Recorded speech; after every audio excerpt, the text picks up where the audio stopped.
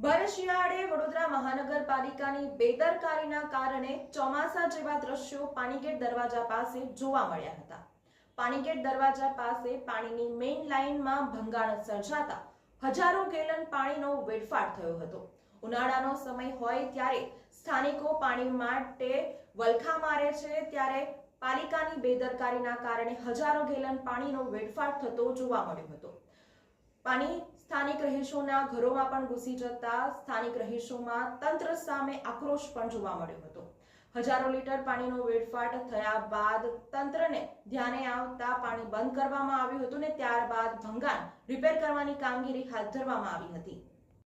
વડોદરા શહેરના પૂર્વના કેટલાક વિસ્તારોમાં ભર શિયાળે ચોમાસા જેવો માહોલ જોવા મળ્યો હતો।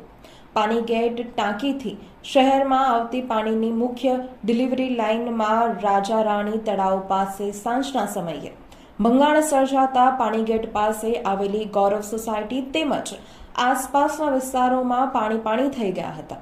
ગૌરવ સોસાયટીમાં તો કેટલાક ઘરોમાં પણ પાણી ભરાઈ જતા લોકોએ પાલિકાની કામગીરી સામે રોષ વ્યક્ત કર્યો હતો।